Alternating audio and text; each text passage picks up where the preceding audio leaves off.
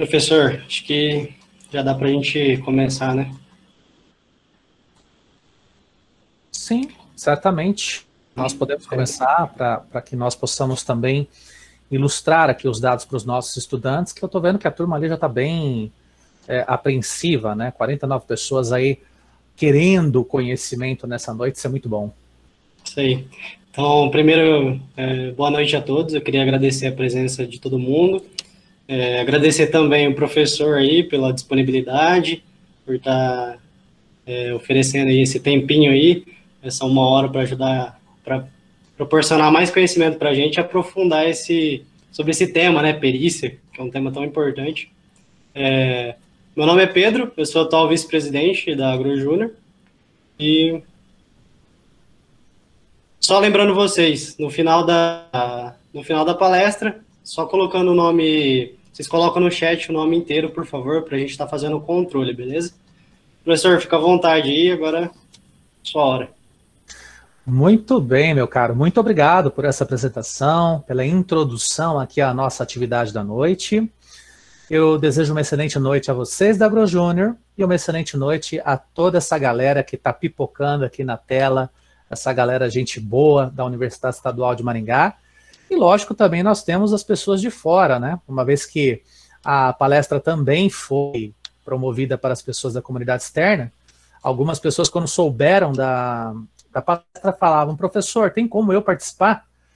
E várias pessoas procuraram, né? Eu falei: tem, dá uma olhadinha nos perfis sociais da AgroJúnior, no Instagram principalmente, que lá tem a fórmula de como chegar na palestra. E esse é um tema que a gente vai conversar hoje. Na verdade, se trata de uma pequena continuação daquilo que nós falamos na nossa primeira palestra, né, a palestra de perícias agronômicas, mas muito mais num contexto geral. Não estamos trabalhando ainda num contexto específico. E a palestra de hoje, ela vai ser dentro deste contexto específico, né, dentro dessa realidade dos peritos. Claro que eu vou fazer apenas algumas rememorações. Às vezes alguém não participou da primeira palestra, então a gente vai trazer para vocês novamente o conceito básico da atividade pericial e quais são os atores envolvidos, para logo na sequência a gente ilustrar para vocês o que mais nos chama atenção nos dias atuais, que é justamente a perícia judicial. Aliás, essa palestra, ela é complementar também, podemos assim dizer, aos nossos acadêmicos do 5º ano, que já tiveram nesta semana de vistoria, avaliações e perícias, e por lá eu já fiz os meus comentários acerca da grande necessidade quanto aos peritos judiciais e também a atividade judicial do perito, tá? Espero que vocês gostem, espero que vocês apreciem o conteúdo. É um conteúdo que foi preparado com muito carinho, e sempre que nós participamos das palestras, nós procuramos preparar um material de qualidade, ter uma discussão de qualidade, para poder elucidar um pouco dessa área do conhecimento e também poder compartilhar experiências, né? Embora eu veja que a maioria das pessoas que estão aqui são estudantes, mas provavelmente nós podemos ter algumas pessoas que são já do mercado de trabalho, que já atuam como peritos, e querem trocar as ideias, as experiências. Esse aqui é um ambiente construtivista, né? Então, se vocês tiverem dúvidas, questionamentos, vocês podem se utilizar do chat para poder colocar. Aí nós temos a nossa equipe competente da AgroJúnior, que vai mediar aqui o nosso processo, beleza? Lembrando que a AgroJúnior é a nossa consultoria júnior de agronomia da Universidade Estadual de Maringá, e eles têm uma carta de serviços para ilustrar para quem quiser, né? A parte de análise de solos, a parte de perícias, a consultoria empresarial. Eles são craques no assunto. Se vocês conhecerem algum agricultor que demande um serviço, procure os nossos consultores da AgroJúnior, que eles estão ali bem capacitados para atender a todos que necessitarem, beleza? Vamos começar então? Vamos aqui projetar a tela para vocês. A nossa tela do PowerPoint, e vejam que, apesar da nossa palestra de hoje, né, se chamar os desafios da perícia judicial para a atividade do engenheiro agrônomo, como ela é uma espécie de continuidade daquilo que nós estávamos abordando na primeira palestra, então eu decidi manter o título, pelo menos aqui nos slides, manter o título da nossa última palestra, pois a perícia judicial também se encaixa como um aspecto técnico da nossa atuação. Na verdade, é uma parte da atuação do engenheiro agrônomo no ramo das perícias. Vamos fazer apenas algumas rememorações nesse instante, ok? A atividade pericial é uma atividade delegada a qualquer profissional de ensino superior.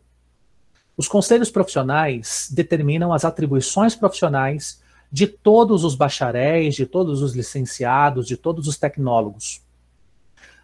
Quando nós falamos especificamente dos bacharéis, uma das atribuições que são esperadas é a atribuição das perícias. E no nosso caso, no caso dos engenheiros agrônomos, nós temos a atribuição número 8. Se eu não me engano, é número 8, tá? Que diz o seguinte: o engenheiro agrônomo é responsável por vistorias, avaliações, perícias, análises, julgamentos e arbitramentos. Isso quer dizer que todo profissional que é formado no curso superior de agronomia, se ele terminar o curso superior e obter o diploma e for habilitado pelo CREA, ele já pode atuar como perito. O grande desafio é que muitos dos nossos profissionais formados em várias IES, não estou falando somente da Universidade Estadual de Maringá, mas de todas as universidades, de todos os institutos de ensino superior do Brasil, né?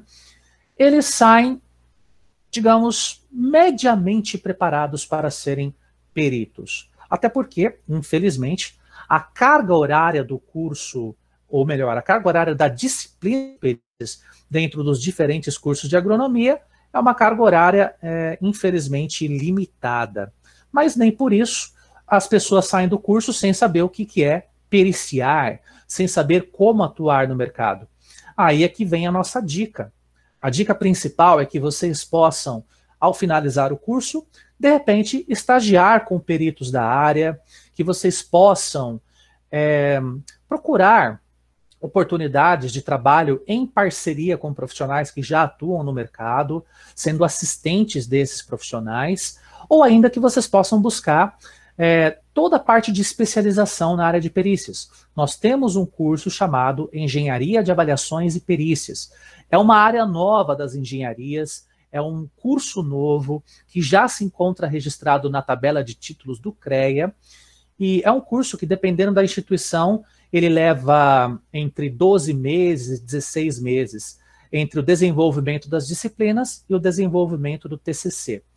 Na verdade, o TCC é optativo, né? Dependendo da instituição você tem, dependendo da instituição você não tem. Na maioria dos casos, nós temos, tá? Eu mesmo fiz esse curso para aprimorar as minhas aptidões na área de perícias e confesso que eu sou muito grato ao aprendizado que eu tive nestes cursos de pós-graduação, uma vez que na minha graduação, infelizmente, eu não tive a disciplina de perícias, que passou a ser obrigatória somente após 2009, de acordo com o catálogo de cursos ou catálogo de profissões do Ministério da Educação. Tá? Dentro da atividade pericial, existem alguns atores. O perito, que é o profissional responsável pelo ato de periciar, o assistente técnico, que é o profissional responsável pela assistência técnica às partes envolvidas em processo judicializado. Nós temos o árbitro, que é também um perito, um engenheiro agrônomo de mais calibre, de muito mais experiência no mercado, e este árbitro, ele geralmente fica a serviço exclusivo do Poder Judiciário, dando assistência ao juiz, principalmente quando nós temos uma situação onde o laudo ele traz um conjunto de informações que são amplamente contestáveis pelos assistentes técnicos das partes. E aí nós não chegamos a decisão nenhuma. Todas as informações produzidas não permitem com que o juiz tome a sua decisão de modo mais adequado. Então, a gente precisa do auxílio do árbitro, que absorverá todas as informações do laudo e do parecer produzido pelo perito e pelos assistentes técnicos, respectivamente, para que ele ajude o juiz a tomar decisões. E o próprio ato de periciar é o fato de adquirirmos comprovações periciais que denotem o nexo de causas, ou seja, que denotem a relação de causas que existem para ter acontecido um determinado sinistro. O sinistro nada mais é do que uma ocorrência indesejada, uma ocorrência que não estava no escopo da normalidade. E essas ocorrências geram os conflitos por conta da existência do dano associado ao sinistro. Esses sinistros eventualmente podem ser de ordem natural, como por exemplo, um excesso de chuvas em solos já saturados, em solos promovendo o rompimento de terraços e a abertura das erosões. Pode ser também promovido por excesso de frio, pode ser também oriundo pelo ataque de insetos, os quais simplesmente surgiram, no caso dos gafanhotos, mas muito mais na Argentina, Paraguai e Uruguai, e outros tantos sinistros de ordem natural. Mas também existem os sinistros de ordem antrópica, como, por exemplo, quando nós temos uma partilha de bens. Nós temos lá o agricultor, tadinho, senhorzinho já, velhinho, e ele, infelizmente, sai dessa vida, né? Ele morre.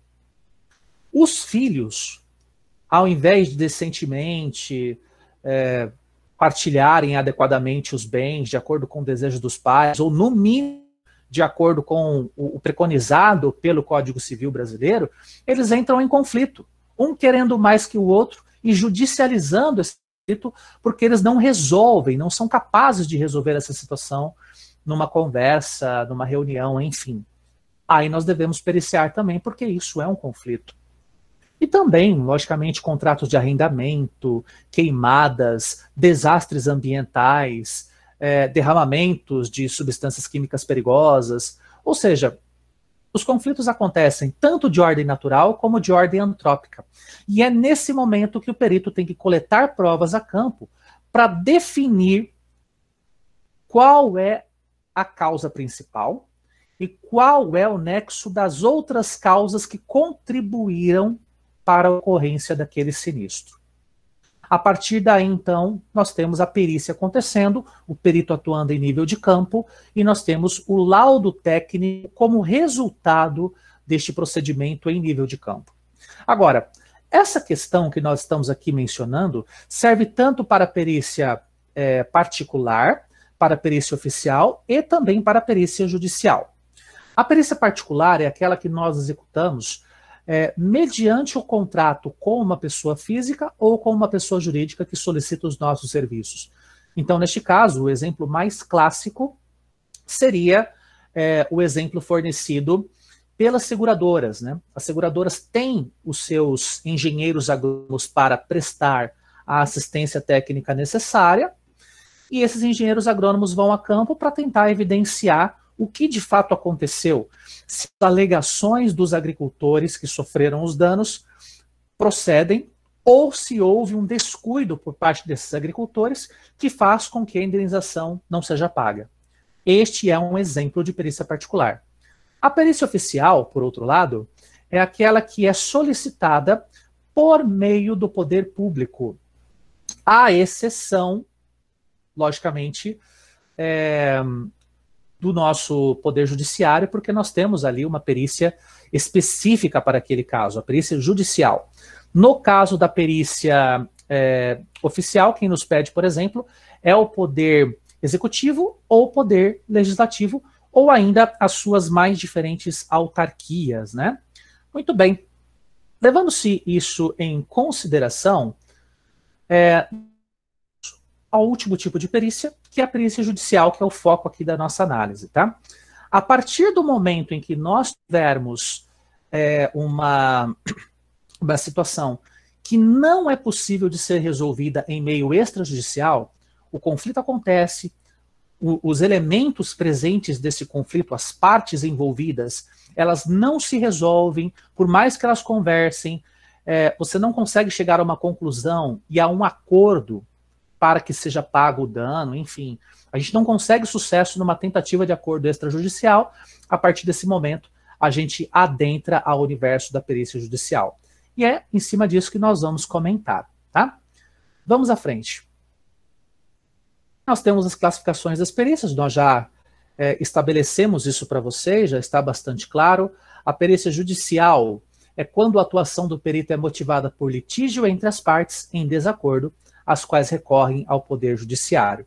E, meus amigos, nós estamos numa situação hoje que a palavra do ser humano, infelizmente, não tem valia. Por quê? Pode acontecer um dano. Esse dano é reconhecido por uma das partes que provavelmente promoveu o dano. E lembrando, o Código Civil, Lei 10.406 de 2002, estabelece que quem promoveu o dano deve ser responsável por sua reparação justa. Então essa pessoa diz, olha, houve o estouramento dos meus terraços, isso eu reconheço, isso promoveu uma sobrecarga de água nos seus terraços, estourou os seus terraços também, tivemos um processo erosivo, tudo bem, ok, eu pago.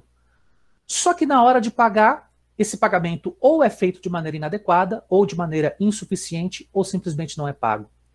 Então hoje não dá para confiar no fio do bigode, infelizmente não dá. E aí nós temos o início da perícia judicial, né? A recorrência ao Poder Judiciário. A extrajudicial também nós já definimos, apenas para reafirmar, né? A perícia judicial ela é classificada como a perícia que recorre à justiça, a extrajudicial é aquela que é resolvida por outros métodos, né? Ou particular ou oficial. Com relação à idade, perícia direta e indireta, isso já nós vimos na palestra, né? Vamos passar então para o ponto que nos cabe, até chegarmos aqui às perícias judiciais, tá? Que seria este ponto aqui do glossário pericial, onde nós vamos apresentar os nossos atores envolvidos, correto? Bom, levando-se tudo isso em consideração, vamos aqui imaginar um caso. Nós temos ali um caso que está acontecendo, por exemplo, entre dois produtores, nesse estourar de terraços, que foi o exemplo que eu me utilizei, e os produtores não entraram em acordo entre si. Ok.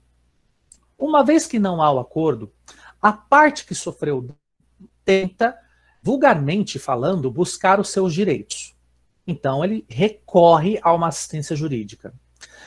O fato de se recorrer a uma assistência jurídica significa dizer que o produtor vai procurar um advogado. E esse advogado, ele primeiro fará a oitiva a esse produtor rural, para entender o que realmente aconteceu, para entender se existe um mérito na causa que mereça um movimento de entrada do processo no ambiente judicial, e uma vez que ele compreenda que há possibilidade, até porque existe um embasamento técnico e um embasamento jurídico, a partir desse momento, então, o advogado, ele começa a redigir a minuta daquilo que nós chamamos de petição inicial, ou inicial dos autos. O que é isso?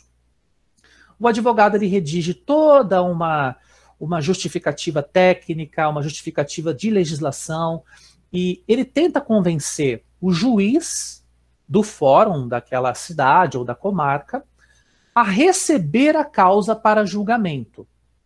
E aí, todas essas petições iniciais, elas geralmente são longas, 10 páginas, 15 páginas, onde o advogado tenta se utilizar de todos os artifícios necessários para convencer o juiz de que realmente houve o dano e que aquela causa merece a sua atenção, ela tem mérito e precisa ser julgada. Perfeito. O juiz, ao receber, ele faz a leitura e o julgamento de mérito. Julgou como mérito procedente, ele vai intimar a parte reconhecida como ré, que é aquela que promoveu o dano. Ou a parte promovida. Este é um outro nome, tá? Quem comete o dano contra outrem chama-se parte promovida ou parte ré. Ou ainda pode ser chamada de parte requerida, também é um termo sinônimo. Então, o juiz procede a uma intimação, ele autoriza a abertura de um processo. Essa abertura de processo tem uma sequência numérica que será cadastrada dentro do sistema integrado da Procuradoria Jurídica do Estado. Perfeito? Este número permite a consulta pública para qualquer pessoa que queira consultar. Isto se o processo não correr sob sigilo, porque nós temos processos que estão em andamento e ocorrem sob sigilo justamente para não atrapalhar um determinado processo investigatório. Isso mais ligado principalmente quando nós temos aí o ferimento ao Código Penal, né? Quando ocorrem mortes, por exemplo. Uma vez que há essa intimação por parte do juiz a esta parte ré vai também ter que mobilizar um advogado para proceder à sua defesa.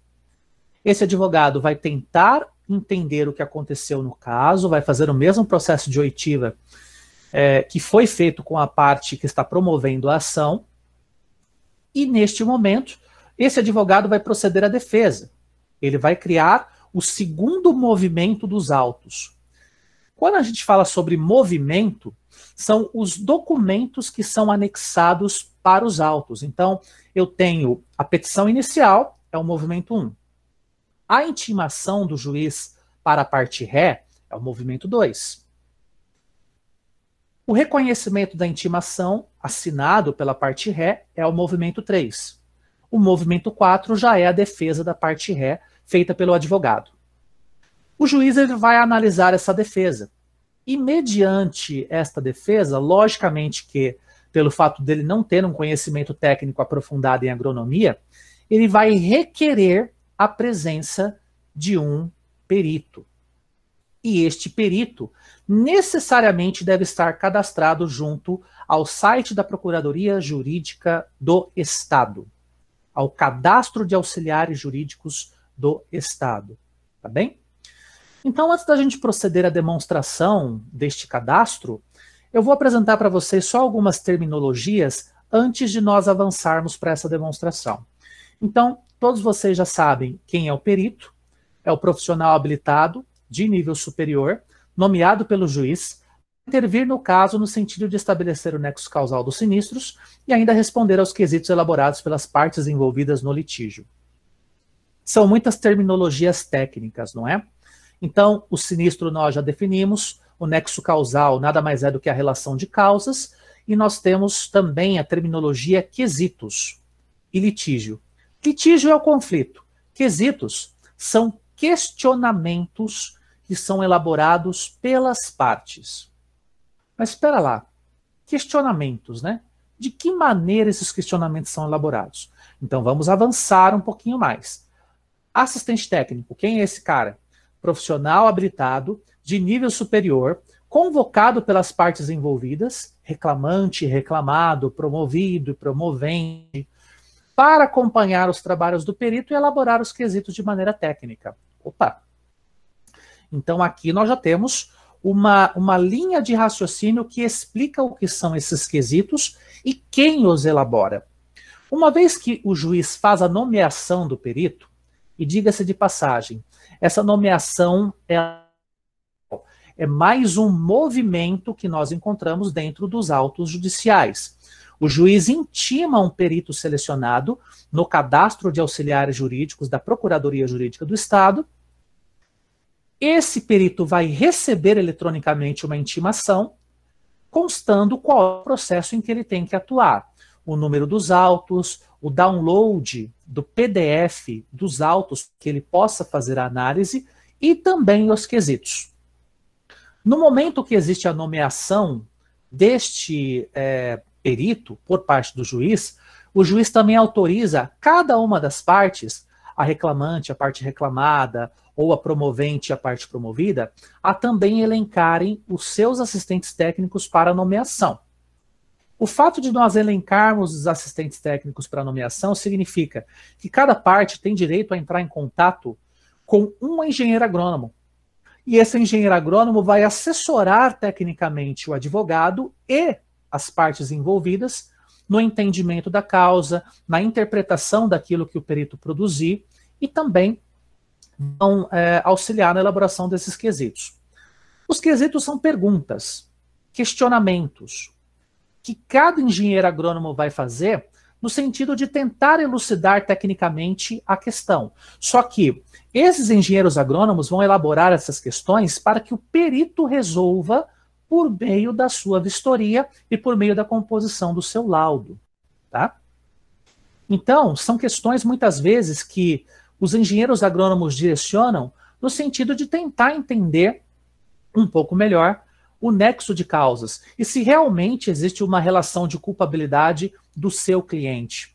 Então, por exemplo, o engenheiro agrônomo da parte requerente, da parte que entrou com a ação na justiça, ele vai elaborar uma série de questionamentos que terão como resposta, segundo o seu próprio pensamento, uma resposta que tende a gerar uma culpabilidade da parte promovida, da parte ré. Por outro lado, o engenheiro agrônomo desta parte ré, que é o assistente técnico, ele vai elaborar uma série de questões que vão abordar aspectos técnicos, logicamente, mas que tentam elucidar quesitos, situações ou atributos que estabeleçam a ausência de culpa da parte que ele está defendendo. Então, de certa maneira, quem atua como assistente técnico atua com uma certa malevolência, com uma certa esperteza, no sentido de elaborar questões que, ora, transfiram a culpa da causa para a parte ré, no caso, o assistente técnico da parte promovente, ou que tirem a culpa da parte ré, no caso, o assistente técnico desta parte. E o perito é que tem que se virar com isso. O perito é que tem que pegar esses quesitos, tem que entender a causa pela leitura dos documentos juntados nos autos e tem que ir para o campo tentar responder essas situações. Tá? Pois bem, o perito está nomeado, mas como o perito é de fato nomeado, né? Então, se vocês me permitem, eu vou aqui fazer uma ilustração do site da Procuradoria Jurídica do Estado do Paraná, para vocês poderem entender como que nós podemos encontrar, tá? Só selecionar aqui na minha tela, daí eu já mostro para vocês. Vamos parar de compartilhar a tela do PowerPoint para isso, né? E agora nós vamos compartilhar a tela inteira mesmo, tá? Pessoal, vocês estão agora vendo a tela inteira? Vamos ver aqui. Creio que sim, né? Tá todo mundo vendo a tela inteira agora. Sim, professor. Sim. Muito bom. Então vamos dar continuidade, né? Vejam que eu fiz aqui a procura pelo termo caju projude. O único problema quando a gente procura caju, o termo que está na moda é o cachorro caju, que é aquele cachorro cor de caju ou cor caramelo, né? Tanto é que até tem o caju, seus benefícios por inteiro, que é uma outra coisa, não tem nada a ver. Caju é o acrônimo, né, de Cadastro de Auxiliares Jurídicos. É esse segundo link aqui, tá? Geralmente, se vocês procurarem pelo Google, vocês vão encontrá-lo como o primeiro link. Em termos de busca, os indexadores são estes aqui da tela, ó, Caju Projude. Vocês vão clicar neste link, e neste link nós temos aqui a solicitação de cadastro. Ele aparece justamente em cima da solicitação de cadastro. Vale dizer que, antigamente, para o perito ser visível para o juiz, ele tinha que produzir um currículo, aquele currículo, um VIT normal, se direcionar para o fórum, entregar na portaria do fórum e dizer: oi, eu sou o perito Tiago Ribeiro da Costa, estou entregando aqui o meu currículo para que fique no banco de peritos aqui do fórum. Posso conversar com o juiz? Eles vão liberar, claro, se você tiver um rapidinho com o juiz, só para se apresentar, você consegue essa participação, né? Uma reunião curtinha, 5, 10 minutos, só para entregar em mãos ali o currículo, né? Pois bem, hoje tudo é feito eletronicamente, por meio deste site da Procuradoria Jurídica do Estado do Paraná e do Tribunal de Justiça do Estado do Paraná. Como que nós fazemos o cadastro? Esse cadastro é bem simplesinho. Aqui vocês vão digitar o CPF de vocês, inclusive está a sombra do meu CPF aqui, o e-mail de vocês, aqui está a sombra do meu e-mail e todos os outros e-mails que cabem aqui no meu computador, e aqui a confirmação do e-mail. O que vai acontecer? Quando você digita esses dados, e logicamente faz a leitura deste texto aqui, que eu já vou comentar com vocês, aceitando os termos, ele vai mandar para vocês uma senha provisória. E quando essa senha provisória é enviada, vocês retornam para esse site, já numa segunda tela, e aí vocês podem confirmar o cadastro de vocês. confirmando o e-mail com essa senha. E aí ele vai permitir que vocês partam para a segunda etapa do cadastro. Aqui nesse pequeno texto, nós temos as 3 etapas resumidas, tá? A primeira etapa é essa que eu demonstrei para vocês. Digita CPF e e-mail, clica aqui no cantinho em enviar, e depois que vocês clicarem em enviar, vocês recebem a senha provisória no e-mail. Voltam com essa senha provisória para essa página aqui, ou no link que estiver no e-mail de vocês, e aí vocês podem completar o cadastro. Este completar o cadastro, ele vai pedir vários dados, né? Vai pedir o seu nome completo, a sua filiação, a data de nascimento, o título de eleitor, o CPF, que é super importante, vai pedir o seu número de habilitação do CREA, vai pedir a sua formação, de que você se formou, os teus dados de endereço, os seus telefones de contato, um e-mail alternativo, e vai pedir para vocês poderem criar um pequeno currículo que exponha quem vocês são, quais são as suas habilidades. Depois de vocês preencherem todos esses dados, você vai submeter. A submissão já é a terceira etapa. Quando você clica no botão submeter no sistema, ele vai enviar os seus dados para a Procuradoria Jurídica do Estado e por lá nós temos uma comissão que vai validar os teus dados, que vai entender quem você é, se você tem antecedentes criminais, se você tem dívida ativa com a União, se você tem problemas com o seu CPF na Receita Federal. Ou seja, ele vai fazer toda a análise da sua vida. Por quê? Admite-se somente profissionais ilibados, pessoas que tenham ficha limpa, pessoas que nunca tenham cometido um crime. Afinal, nós estamos falando de poder judiciário e a lisura do processo é fundamental. A lisura do processo começa com a lisura da própria pessoa, com a honestidade da própria pessoa, com a ausência de qualquer dívida por parte da pessoa. Então é por aqui, por esse sistema, que a gente consegue fazer o nosso cadastro. Eu não vou conseguir fazer a demonstração de todas as funcionalidades aqui para vocês, porque na tela, eu já experimentei isso hoje à tarde, o sistema da ProJude fica muito lento. Então eu não conseguiria demonstrar, por exemplo, como que vocês podem buscar os processos dentro de cada comarca e dentro de cada vara judicial. Quando nós falamos sobre vara judicial, só para vocês entenderem, a vara é uma subdivisão do Poder Judiciário. Nós temos a vara da família, a vara da fazenda, vara penal, vara civil, vara trabalhista. Várias varas, várias subdivisões. E quando a gente faz o nosso currículo, é importante que vocês coloquem qual é a vara que vocês desejam atuar. No geral, para nós, engenheiros agrônomos, é a vara civil, a vara da fazenda e, eventualmente, a vara trabalhista. Por quê? No curso de agronomia, nós temos habilitação para compreender um pouquinho da área de direito agrário. E compreendendo um pouco sobre direito agrário, na disciplina de direito agrário, nós temos, teoricamente, a parte de direito trabalhista, então a gente consegue atuar nessa área de uma maneira ou de outra. Mas direito trabalhista certamente é mais voltado para quem é engenheiro agrônomo e engenheiro de segurança do trabalho, ou também engenheiro agrônomo e advogado, né? Porque nós temos casos de profissionais que são formados em duas áreas, inclusive excelentes peritos, com certeza, tá? Desse sistema a gente consegue rastrear os processos, a gente consegue ver se dentro de cada vara nós temos algum processo que nos interesse, que está aguardando a candidatura de um perito. E na medida em que a gente se candidata, logo a gente recebe a comunicação de que nós fomos convocados como peritos. Pois bem, quando a gente é convocado como perito, aí é que vem o susto, né? O cara acabou de se formar, se cadastrou no cadastro de auxiliares jurídicos ali do ProJude.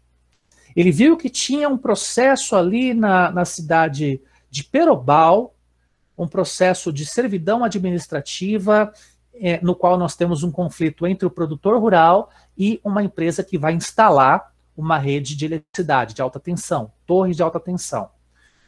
Geralmente esses conflitos acontecem porque a indenização proposta pela empresa não é suficiente para atender os anseios do agricultor que vai perder parte da sua área para a instalação dessas torres. Vale dizer que não é uma perda física, tá?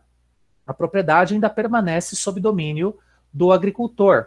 Entretanto, a parte que está em servidão vai apresentar uma série de restrições, diversas restrições. O agricultor não pode trabalhar com silvicultura, não pode trabalhar com frutíferas, não pode trabalhar com pastagens muito elevadas, não pode haver o trânsito de máquinas agrícolas que sejam também de alturas elevadas, não pode ter horticultura, ou seja, uma área que praticamente é perdida. Ele vai fazer só pouquíssimas atividades, né?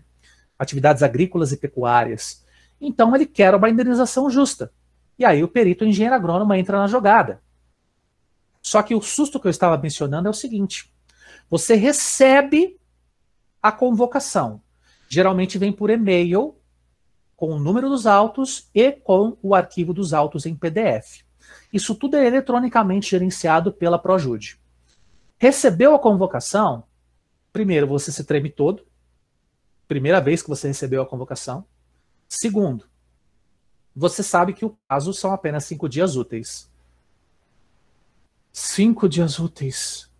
Sabe qual é o dos autos? Geralmente excedem as 300 páginas. E muitas vezes eles vêm em arquivos separados, só para facilitar a anexação ali no teu e-mail. Mas vale dizer que se você tiver cadastro no Projude, você não precisa nem baixar esses anexos. Basta entrar novamente no sistema do Projude, colocar o número dos autos e ele vai te levar para a página do processo. E ali você pode ler os autos na tela, inclusive, sem ficar baixando arquivo, nada. É bem tranquilo. Só que muitas vezes o perito ele se vê numa cena em que os autos são muito longos, né? Então ele tem que decidir muito rápido, dentro de 5 dias. Porque se ele não decidir dentro de 5 dias, ele não está respondendo a uma intimação da justiça. Então ele tem que olhar o prazo, dizendo que sim ou dizendo que não. Por mais que seja uma convocação, o perito ele pode declinar, desde que apresente um motivo plausível para isso. Por exemplo, excesso de serviço. Ok, ele tem que comprovar que está trabalhando em outros processos periciais ou em outros serviços. Ou viagem ao exterior que já estava programada. Então, nós temos condições de provar que nós não podemos assumir aquele encargo no momento. Agora, na maioria dos casos, quando a gente não aceita o encargo, a gente é colocado mais para o final da fila no processo de seleção. Então, para quem está começando agora, é interessante aceitar o desafio. Eis, então, que nós temos um desafio na perícia judicial, que é aceitar o primeiro desafio em ser perito.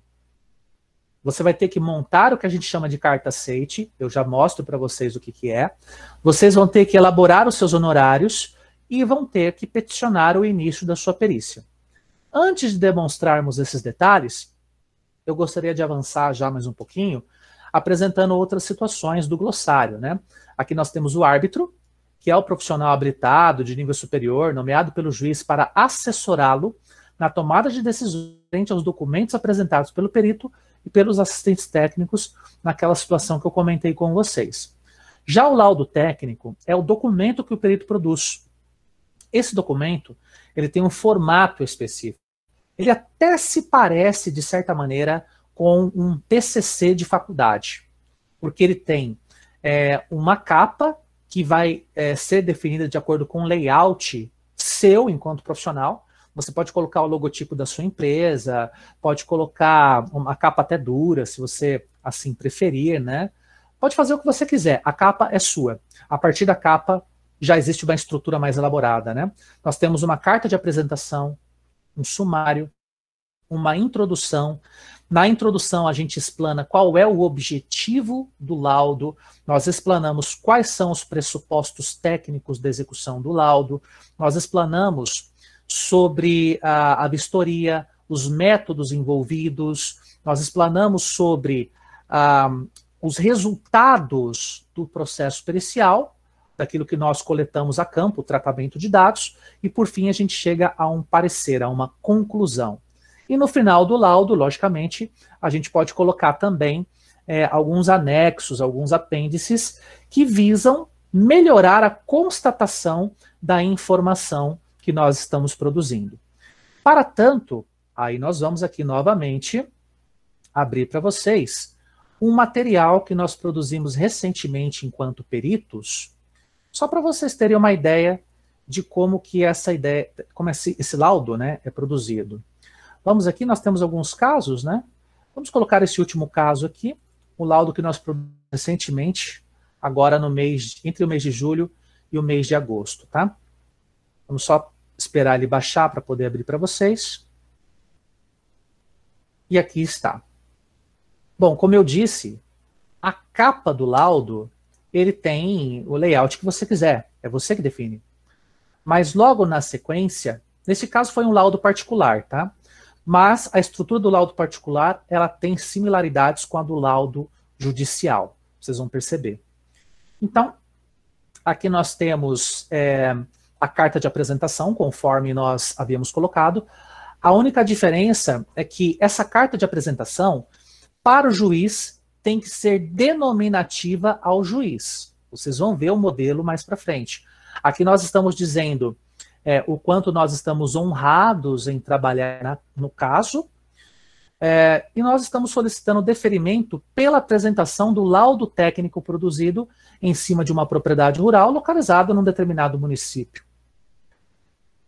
Normalmente a gente coloca a nossa assinatura com o nosso número CREA, e vale dizer que todo laudo tem que estar acompanhado de uma anotação de responsabilidade técnica, tá?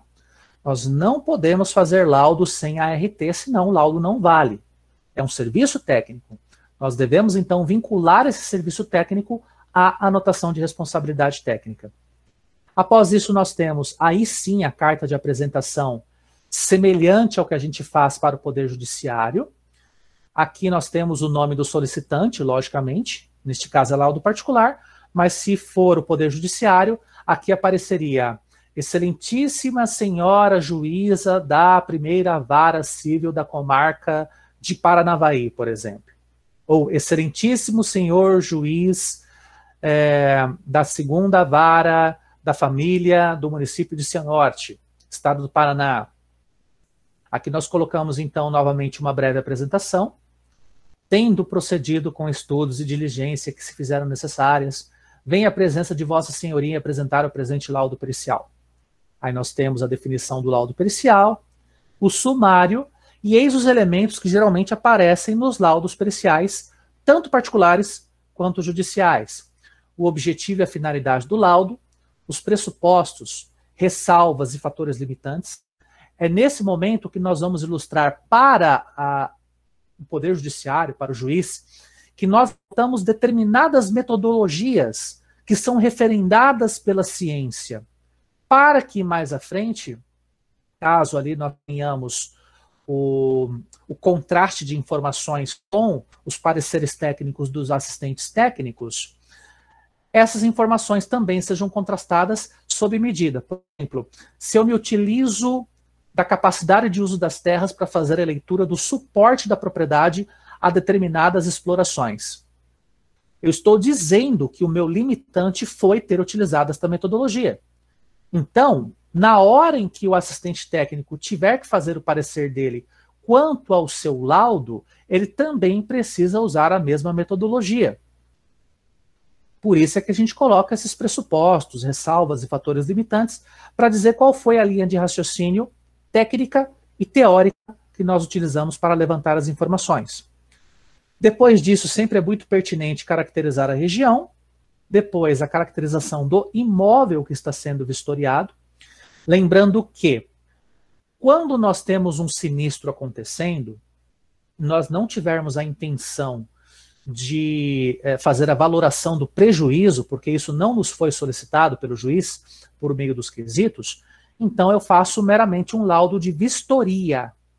Se acaso, aí pelo contrário, nós tivermos um questionamento sobre o valor indenizatório, ou o quanto vale a propriedade, o quanto ela valia antes, o quanto ela vale agora, após o sinistro, aí eu não tenho como escapar de um laudo de avaliação de imóveis rurais. Aí dentro da caracterização do imóvel, eu já vou trabalhar com os itens que se encontram na norma da ABNT 14653, capítulo 3, tá? Que terá que estar aqui no item 2 também. Neste caso da caracterização do imóvel, a gente geralmente busca caracterizar o imóvel pela localização que ele tem e pelas características gerais em termos de capacidade de uso, classe de solo, topografias, o uso da terra do ponto de vista da aptidão agrícola, as benfeitorias que nós temos por ali. E depois, no capítulo 5, a gente vem para a investigação do sinistro, onde nós apresentamos o histórico da solicitação, quem solicitou o quê, quando o sinistro supostamente aconteceu, e nós descrevemos o processo de vistoria, o processo de coleta e o processo de tratamento dos dados, para, na sequência, discutir sobre o caso e depois dar o nosso parecer, concluindo tecnicamente sobre aquilo que aconteceu na propriedade rural. Tá? Isto aqui, pessoal, é resultado do trabalho que nós desenvolvemos em nível de campo, como perito. Uma vez, então, que esse material já se encontra pronto, revisado, com todos os cuidados necessários, a gente pode peticionar a entrada desse laudo e a entrega desse laudo no Poder Judiciário. Já conto para vocês como é que a gente faz isso. Vamos voltar aqui na apresentação. Para mais termos, né? Nós temos, então, o parecer técnico. Esse parecer técnico nada mais é do que o documento que é produzido pelos assistentes técnicos para tentar contrastar a sua informação, a que você produziu como perito. O perito produz o laudo dentro de um tempo específico, por ele determinado ou determinado pelo juiz. O mais comum é o tempo ser determinado pelo juiz. 30 dias, 60 dias, 90 dias, enfim.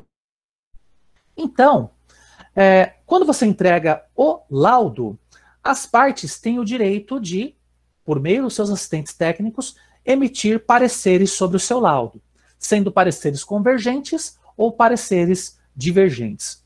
No geral, quando o assistente técnico concorda com a opinião do perito, geralmente ele nem produz um parecer, ele simplesmente lê e deixa o tempo dele de execução do parecer expirar.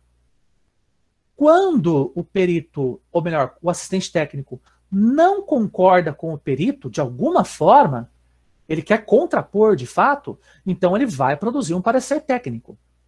E essa produção do parecer técnico terá o seu tempo específico e será contrastado com o laudo. Mas aí o perito já concluiu o seu trabalho, já não tem mais muita relação com ele, a não ser que ele seja solicitado numa audiência que ele compareça para explicar alguns detalhes adicionais do laudo, né?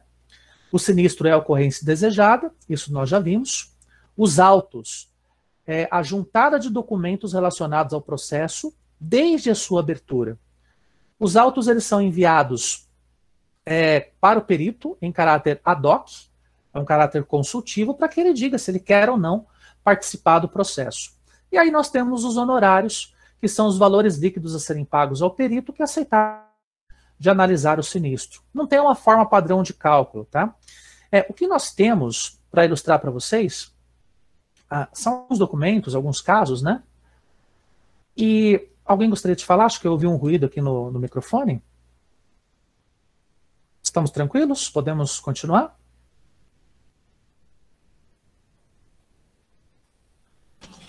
Acho que está tranquilo, professor. Pode continuar. Beleza. Tendo perguntas, por favor, tá? Se quiserem fazer, estamos à disposição. Pode deixar. Beleza. Ó, pessoal, isso que vocês estão vendo aqui é a página inicial dos autos processuais que nós recebemos por e-mail, lembra?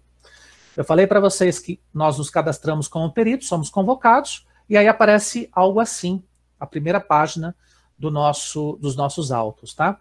Vai aparecer o número do processo, que é essa sequência aqui em si, é uma sequência numérica longa, que nós podemos nos utilizar para localizar o processo lá no ProJude. Aqui nós temos as características do tipo de ação e de quem está promovendo a ação contra quem. Nós temos aqui o promovente, mais para baixo aqui nós teremos o promovido. Claro que aqui nós escondemos o nome das pessoas, porque são dados pessoais em processo sigiloso, então não tenho permissão de ilustrar isso para vocês, mas pelo menos a carinha dos autos é essa aqui, tá? E quando você recebe os autos, pense que você vai receber muitos documentos dentro, logicamente, de um único arquivo. Então, teremos essa página inicial, teremos a a petição inicial da parte promovente, a resposta da parte promovida, nós teremos laudos particulares que foram produzidos de antemão, podemos ter várias fotos, podemos ter demonstrativos, extratos bancários, todos os documentos relacionados ao caso estão aqui nos autos, perfeito? Para a gente calcular os honorários, nós temos algumas formas de fazer isso, né? O conselho profissional ele não determina os nossos honorários. A única coisa que ele determina são os abusos na precificação. Até porque o CREA tem um poder mais fiscalizatório, enquanto que as próprias associações profissionais é que têm a função de determinar fórmulas para que a gente possa calcular o valor dos nossos honorários. Então nós temos aqui a fórmula da MEA. Eu não vou conseguir demonstrar com detalhes, até por conta do tempo, tá? Mas essa fórmula aqui, ela foi publicada no ano de 2015, se não me engano. A MEA é a nossa Associação Maringaense de Engenheiros Agrônomos, e nós temos uma fórmula geral que determina a nossa hora-trabalho com base no fator de complexidade.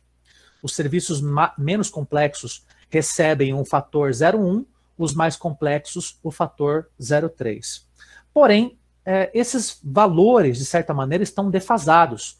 Por quê? Primeiro, se a gente fizer o cálculo nestas duas fórmulas aqui, a gente vai encontrar uma variação de R$ 150 até R$ 318, R$ 320 por hora trabalhada. Mas pela consulta que eu tenho feito junto aos meus colegas peritos aqui da nossa região, e até mesmo pela publicação que nós tivemos recentemente lá junto à plenária do CREA, da tabela de honorários da Associação de Engenheiros Agrônomos de Pato Branco, que é uma das referências também, o valor da hora trabalho do perito geralmente fica por volta dos R$ 400, R$ 450, tá? Isso é pouco ou é muito, dependendo, logicamente, daquilo que você faz. As causas mais simples, que é a determinação de um sinistro, você definir nexo causal sem valorar nada, geralmente você leva de 4 a 5 horas entre ida e volta na vistoria e a própria vistoria em si, em nível de campo. Desde o momento que você sai do seu escritório até chegar no campo, somado ao tempo de campo que você faz a vistoria e somado ao tempo de retorno. Isso geralmente dá umas 5 horas, mas é variável de acordo com a distância do local onde você precisa vistoriar. E nós temos também o tempo de execução do laudo, que gira em torno de 6, 7 horas no máximo. Tá? Quem tem mais experiência consegue fazer mais rapidinho, por volta de umas 5 horas. Então, arredondando os fatos, por R$ 4.500, ou seja, 10 horas trabalhadas, você faz um laudo. E R$ 4.500 por um laudo trabalhado 10 horas, realmente é um dinheiro satisfatório. Eu percebo muitos colegas profissionais dizendo, olha, se você tentar viver só de perícia, não dá. Porque as perícias, elas não ocorrem o tempo todo. Não é como se eu tivesse uma perícia por mês, 2 perícias por mês. Não funciona assim. Geralmente são poucas perícias por ano. Você consegue pegar umas 10 perícias, por aí, né? Mas o dinheiro que cada perícia dá, já é um bom complemento de renda. Já dá para você sonhar um pouquinho mais alto, para você poder comprar um carro, um equipamento melhor, um software, ou até mesmo a tua vida pessoal, né? Pagar pelos seus compromissos, por suas contas. Então é uma atividade rentável. Mas se você quiser fazer perícia a tua vida toda, você vai ter que lançar um currículo, não somente na Procuradoria Jurídica do seu estado, mas de outros estados também, e se dispor a ir a esses outros estados para você poder fazer as perícias. Aí você consegue pegar 20 perícias, 25 perícias, 30 perícias por ano, né? Levando em consideração que o ano tem 52 semanas, se vocês conseguirem pegar pelo menos umas 25 perícias por ano, de certa maneira vai gerar uma taxa de uma perícia a cada 15 dias. Se você tiver fôlego, de fato, para trabalhar em cima dos laudos, com os equipamentos, na obtenção de dados, ok, é plenamente possível, tá? Mas, no geral, tem gente que pega aí, no máximo, 15 perícias por ano, que já dá muito pano. Principalmente no que tange a perícia judicial, porque ela exige muito mais de você. Ela exige que você vá a audiências, que você converse com o juiz, que você tenha que refazer vistoria. Então, não é assim as mil maravilhas. mas pelo menos umas 15 é possível, tá? Com relação ainda a honorários, na hora em que você vai fazer a perícia a campo, você tem o direito de solicitar 50% dos seus honorários justamente para pagamento das suas despesas. E os outros 50% vêm a partir do momento em que as partes aceitam o teu laudo e que não tem mais dúvidas com relação àquilo que você escreveu, né? Que os pareceres são pareceres convergentes ou sequer são feitos. Ou quando são feitos, não dependem de novas explicações por parte do perito. Aí você recebe os 50% restantes. Em termos de trâmite ainda, só para a gente poder já nos encaminharmos para a finalização da palestra, toda vez que você recebe a convocação e aceita, você tem que fazer uma carta de aceitação, que na verdade é uma petição. E antigamente a gente tinha até o projeto pericial, a gente precisava demonstrar qual é a metodologia que a gente vai utilizar mesmo antes de fazer a perícia. Só que hoje isso caiu no desuso, porque muitas vezes a gente planeja uma coisa e quando a gente chega no campo, às vezes nós temos a necessidade de utilizar um outro equipamento, de adotar uma outra metodologia, e como tudo é muito imprevisível no campo das perícias, então o projeto pericial hoje ele foi abolido. É mais a carta de aceitação mesmo, com o aceite mesmo ao exercício da perícia e com a demonstração dos honorários, isso já é suficiente para iniciar o processo de intimação das partes, para que todos estejam presentes na execução da perícia em nível de campo. Aqui nós temos um exemplo de carta de aceite, só para ilustrar para vocês. Aqui nós colocamos, acima de tudo, que nós estamos honrados em termos sido convocados por este processo, que nós aceitamos atuar neste processo pelos honorários estabelecidos por você ou pelos honorários estabelecidos na tua convocação, porque isso também é uma possibilidade, tá? Muitas vezes a causa está rodando tanto tempo na justiça que a paciência das partes e o recurso que as partes têm para pagar as prováveis indenizações e as custas judiciais vai se esvaindo. Então o juiz diz, olha, eu te convoco, mas você vai ter que aceitar os honorários que nós estamos propondo. É o máximo. Você aceita? Se você aceitar, coloque que sim. Se você não aceitar, coloque que não é possível trabalhar com estes honorários, porque eles não pagam as custas do processo que você vai ter que realizar para obter informações e o teu próprio trabalho. Tá? É importante também nessa carta de aceitação, ela é uma petição, na verdade, que você coloque qual é o dia que você pretende fazer a perícia, o horário e o local. Por quê? As partes precisam saber quando isso vai acontecer, até mesmo para que elas estejam presentes no processo de vistoria. O perito, na hora que executa a perícia em nível de campo, tem que contar com a presença dessas pessoas, e essas pessoas terão que ser esclarecidas por você sobre os métodos que serão utilizados para a obtenção de dados. As partes geralmente devem ficar quietas.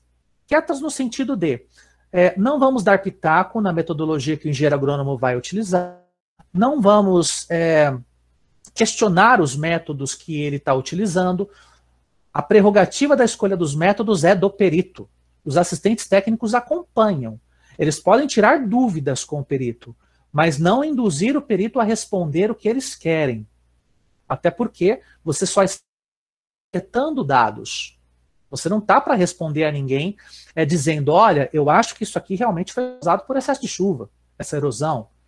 Você não pode lançar esse tipo de informação. Você tem que ser, neste momento, muito calmo, muito ponderado nas suas colocações, apenas ilustrando, olha, eu vou executar esta metodologia, com a coleta de dados a gente vai colocar as nossas respostas no respectivo laudo pericial. Tá? Bom, aqui são as possíveis ações que nós podemos atuar, né? Ação ordinária, retomada de posse, civil pública, desapropriação, impugnação, declaratória, entre outras, e os instrumentais que nós podemos utilizar hoje, cada vez mais modernos, né? Nós temos a possibilidade de nos utilizar dos drones, aliás, é uma aquisição muito importante para quem quiser ser perito judicial, porque facilita bastante a aquisição de dados aéreos, de imagens aéreas, imagens de satélite no Google Earth, aquele laudo que eu mostrei em princípio para vocês, eu tive que me utilizar de várias imagens de satélite antigas para tentar verificar se existe um nexo temporal de uma queimada de cana que atingiu benfeitorias reprodutivas da propriedade estudada. Atingiu pastagem, atingiu uma plantação de eucalipto. Então a gente teve que recorrer a imagens históricas de satélite para tentar entender se realmente houve uma queimada na área, queimada de cana, e se essa queimada atingiu a nossa área, né, de produção de eucalipto e a área de pastagens. Só para ilustrar para vocês, só para vocês verem se isso é útil ou não, tá? Rapidamente. Aqui, ó. Essa aqui é uma imagem de 2018, quando o contrato de parceria rural com a empresa de cana, aqui nós temos a cana implantada, e aqui em cima nós temos uma área que foi colhida. Será que foi queimada? Fica evidente que sim. Inclusive aqui na parte da base da imagem, a gente consegue perceber que a coloração das linhas de eucalipto é uma coloração totalmente que remete ao queimado. Então aqui finalmente nós determinamos o nexo causal e o nexo temporal do relato feito pela parte afetada. Essa é uma ferramenta que nós costumamos utilizar com muita constância no nosso dia a dia de perito judicial, tá? Fora que também você pode usar o nível óptico, geralmente pode utilizar a estação total, equipamentos de topografia. Você conhece a causa e por conhecer a causa, você sabe exatamente que tipo de instrumento tem que ser utilizado.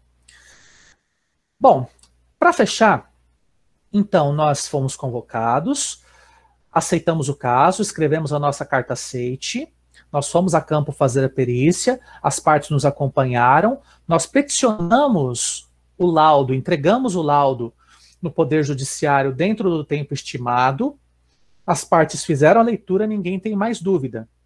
A partir daí, é liberado o honorário, o restante, o residual do honorário, e a tua participação no projeto, ou melhor dizendo, no processo pericial finaliza. Você não precisa mais atuar naquela causa. Aí qualquer entendimento que será feito entre as partes vai ser determinado pelo juiz. Ele é que vai sentenciar o pagamento de indenização daquele que cometeu o dano para aquele que sofreu o dano. Mas aí é uma decisão dele, do juiz, e relacionada tão somente às partes. Se você receber os teus honorários por completo, é que a tua participação no processo acabou. O mais importante, devemos ser sempre assertivos, responder dentro dos prazos, cumprir com a nossa tarefa com muito critério técnico. Boa parte dos laudos são rejeitados porque não tem embasamento teórico, não tem literatura, então nós devemos nos esforçar para criar um laudo muito bom em termos de literatura, para que ele não seja refutado. Na verdade, um laudo judicial, ele se parece muito com um laudo particular e com um laudo oficial. Nós queremos comprovar uma tese sobre as causas de um determinado sinistro. E essa comprovação de tese se faz com as provas periciais que nós coletamos a campo e por meio da nossa escrita, da qualidade da nossa teoria e da nossa técnica, sendo ela traduzida em texto para que a gente possa entregar o nosso laudo. É claro que por conta do tempo, né, para a gente não avançar tanto, a gente não consegue falar com todos os detalhes, né? Vocês percebem que o mundo das perícias é muito rico em detalhes, são muitos elementos que nós poderíamos aqui discutir com vocês, mas até para a gente poder oportunizar o debate, as perguntas, a gente para a nossa apresentação por aqui, no fluxo do processo judicial, entendendo como ele acaba, mas entendendo também que nós temos uma série de desafios, uma série de trabalhos, várias variáveis, possibilidades que podem afetar os nossos trabalhos como peritos. Mas com certeza é uma das atividades mais profícuas da agronomia. Faltam profissionais, sobram causas, e somente verdadeiros engenheiros agrônomos é que estão de fato habilitados para serem peritos. Uma vez que realizar perícia e criar laudos exige uma interação muito grande de conhecimentos das várias áreas da agronomia. E consegue ter essa visão integrativa de conhecimentos, tem total aptidão para ser um bom perito. Meus caros, gostaria de abrir para perguntas. Entrego então a palavra aos nossos queridos amigos da AgroJúnior e ficamos aqui à disposição para ouvir as perguntas, para verificar os questionamentos. Caso vocês tenham, nós estamos aqui à disposição. Professor, já temos 4 perguntas. Ótimo. O Guilherme, ele queria fazer uma pergunta, só que por áudio. Pode ser, vamos lá, Guilherme. Professor, boa noite. Boa noite. Você comentou que a perícia judicial ela tem prazos bem definidos, né? E que não é bom ultrapassar esses prazos. Então, eu queria saber, são 2 perguntas, na verdade. Eu queria saber se a forma mais cômoda para os engenheiros agrônomos ou mais fácil seria a perícia judicial ou a perícia agrícola, e a mais rentável também, não sei dizer. No caso, eu quero a opinião pessoal do senhor. E eu queria saber também, a respeito da perícia judicial, me fugiu a pergunta agora, vai ficar só na primeira, se eu lembrar da outra pergunta. Beleza, não tem problema. Ó, Guilherme, a questão de rentabilidade, na verdade, é muito relativo, de acordo com o número de perícias que você pega por ano para fazer, tá? Na verdade, a gente tem um número muito maior de perícias particulares para serem feitas, mas a maioria delas versa sobre o mesmo tema, particularmente. Perdas de colheita, seguradoras, tem a ver também com erosões, então não tem muita variedade de temas para a gente poder trabalhar. E geralmente, pelo fato de nós termos mais profissionais que se sentem habilitados a trabalhar com a perícia particular ao invés da judicial, então o valor por perícia tende a ser um pouquinho menor. A gente tem mais a vontade em cobrar valor mais alto da perícia judicial, porque nós temos menos profissionais atuando na área. E esse número menor de profissionais atuando na área é justamente por aquele fator que eu falei. Nós precisamos, de fato, ter uma interação entre as áreas do conhecimento. O sujeito tem que ser um engenheiro agrônomo que conhece de fitopatologia, de manejo de solos, de extensão rural, até mesmo o cálculo e a estatística lá do 3º ano, que a turma teve com o professor Escapim. Aquela estatística, teste de médias, regressão linear, a gente tem que se lembrar tintim por tintim. E aí as pessoas não se sentem muito à vontade, porque não se lembram muito das teorias da faculdade, né? Então, com menos profissionais, a rentabilidade tende a ser um pouquinho maior. Eu lembrei da outra pergunta, professor. Vamos lá. Queria saber se o juiz pode vir a aceitar uma perícia particular ou ela tem que ser exclusivamente pedida por um juiz e ser feita em cima daquilo que ele pede. Certo. Ó, tem 2 situações, para falar a verdade, né? A primeira situação é quando as partes entram com um pedido de aceite de perícias particulares, cada uma tem. Muitas vezes a parte que se sente afetada, ela chama o perito em caráter particular, o perito vai lá, faz a perícia particular, aí esta parte peticiona a entrada deste laudo para compor os autos, para que ela esteja com essa carta na manga para depois pedir para o juiz, ó, não precisa pedir um perito particular, ou um perito judicial, eu já tenho um laudo aqui produzido. Mas, muitas vezes, o juiz, ele é esperto, ele fala, muitas vezes não, sempre, né? Ele é um cara vivido, né?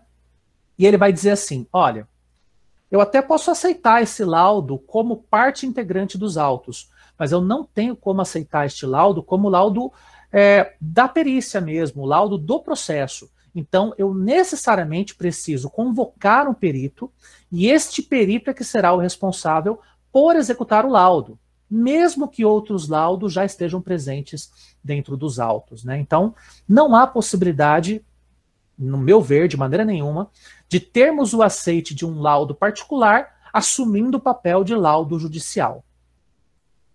Entendido, professor. Muito obrigado. Imagina. Professor, agora a pergunta do Ariel. Quantas horas se gasta em uma perícia de servidão administrativa? E nesse caso, qual é o valor aceitável que é cobrado nesses casos? Muito bem. Servidão administrativa. Quando a gente fala sobre servidão administrativa, só para a galera entender, se trata de um processo onde eu vou perder a função de parte da minha propriedade. Ou para a composição de uma rodovia, para um aeroporto, para a passagem de uma estrada rural, para interligação de energia elétrica, que é o caso mais recorrente aqui para nós do estado do Paraná, por conta ali da usina de Rosana, da usina de Porto Primavera. E geralmente, eu tenho visto os peritos cobrarem entre 350 e 450 reais a hora, tá? E a gente leva mais ou menos de 10 a 15 horas para fazer o laudo. O que demora mais, ao meu ver, seria a análise de campo mesmo. Eu mesmo fiz um projeto desse de servidão administrativa ali no município de Alto Paraná, para vocês terem uma ideia. E foi uma perícia assim tão trabalhosa, porque o linhão ele ia passar por cima de uma área de preservação permanente, e dentro dessa área tinha um brejo, que a gente chama tecnicamente de macega. Então a gente entrou por lá, ficou com água praticamente na cintura, levando os equipamentos aqui em cima, nas costas. No meu caso, ainda bem que eu sou alto, né? Porque eu consegui carregar o equipamento mais para cima, assim, não tem nenhum problema, né? Não mergulhou nada na água. E aí a gente demorou, fez as metragens, calculou o número de eucaliptos que tinha na área para poder indenizar, o número de cabeças de gado que circulavam por ali. Então depende muito da dificuldade que nós temos em fazer a leitura dos elementos de campo. Neste caso, foi um laudo que nós gastamos 15 horas. Agora, na maioria dos casos, quando você tem uma área mais limpa, aí eu vou contar um outro caso de uma área também em Alto Paraná, e por lá nós levamos 10 horas, mas é uma área muito limpa para chegar, né? Ela tinha plantio de seringueira e plantio de mandioca, e uma área que estava já com o solo revolvido, preparadinho para entrada de um novo ciclo de mandioca. Então foi rapidinho, a gente bate o GPS, faz a circulação na área, calcula perímetro, calcula a área, faz análise de capacidade de uso, pega a localização da propriedade, foto aérea com drone, acabou. Aí você vem para casa ou para o teu escritório e fica na frente do computador. Você leva menos tempo para fazer o laudo quando você já tem modelos que você já fez. Então, se você faz um laudo de servidão administrativa, você pega o modelo desse laudo, substitui com as informações do caso novo e vida que segue.